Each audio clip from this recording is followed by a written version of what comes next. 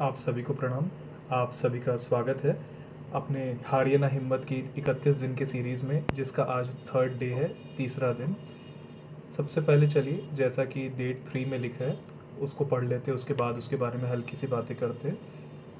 आज का टॉपिक है अंतरात्मा का सहारा पकड़ो। यदि तुम शांति, सामर्थ्य और शक्ति चाहते हो तो अपनी अंतरात्मा का सहारा पकड़ो। तुम सारे संसार को धोखा दे सकते हो, किंतु अपनी आत्मा को कौन धोखा दे सका है?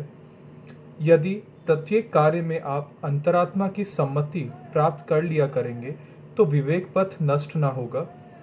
दुनिया भर का विरोध करने पर भी यदि आप अपनी अंतरात्मा का पालन कर सके तो कोई आपको सफलता प्राप्त करने से नहीं रोक सकता।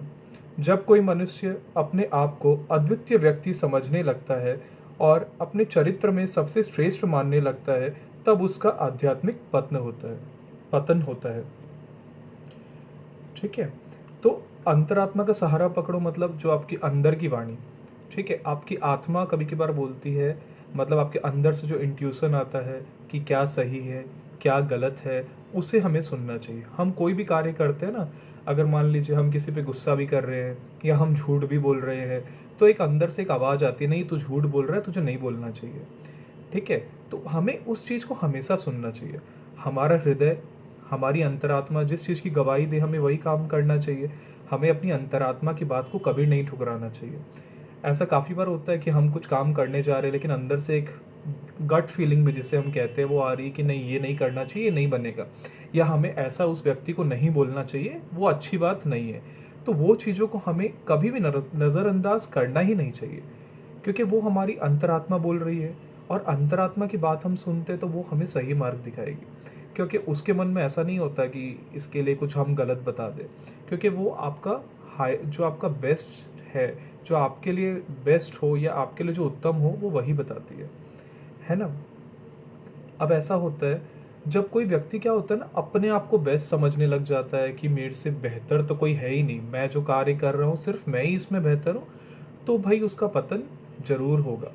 क्योंकि हर व्यक्ति को हमेशा सीखने के लिए रास्ता रहता है, और आज कोई भी व्यक्ति कुछ भी कर रहा है, वो अपने कार्य में कहीं ना कहीं निपुण हो सकता है। हम सिर्फ ये समझे कि हम ही सही हैं, सो वैसा नहीं। आज हमें हर किसी से सीखने को मिलता है। आज अगर कोई ख़राब भी कर रहा है, अच्छा भी कर रहा है, तो हमेशा एक स्कोप होता है सीखने का। आज अपने कहते हैं ना कि there is always a scope to learn.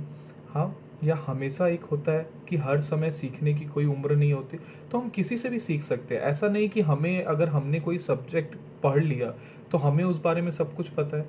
हो सकता है सामने वाले व्यक्ति को हमसे ज़्यादा पता हो। तो हमें कभी भी ना इस अभिमान में नहीं रहना चाहिए कि हमें ही सब कुछ पता है लाइफ में, अपने काम में। और वैसे ही हमें, मतलब हमेशा दूसरों की बातें सुनते हुए दूसरों की सम्मान, ये नहीं कि अगर हमें लग रहा है कि दूसरा सामने वाला गलत बोल रहा है तो हम उसको बोले नहीं तू गलत बोल रहा है, हम तर्क करें।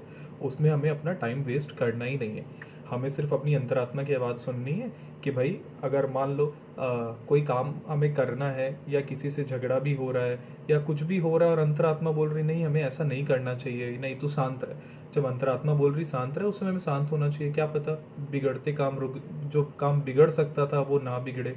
या ऐसा भी हो सकता है कि अंतरात्मा बोल रही हाँ तुझे इस कार्य को करना चाहिए। तो ऐसे काफ़ी बार होता है जब अपनी गट फीलिंग और अंतरात्मा की बात एक ही होती है।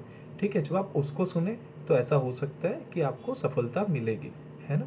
तो हमेशा हमें अपने अंदर की आवाज़ को सुनना चाहिए, अपनी अंतरात्मा की आवाज़ को हमें कभी नहीं ठुकराना चाहिए। अंतरात्मा की आवाज़ क्या होती है, इतनी, मतलब तेज होती है, मतलब इतना प्रभावशाली होती है ना कि आप कुछ भी करने जाओगे एक बार तो आपको रोकेगी या समझाएगी। अगर जो व्यक्ति अपनी अंतरात्मा की आवाज़ सुनकर आगे बढ़ेगा, उसको निश्चित तौर पर सफलता मिलेगी।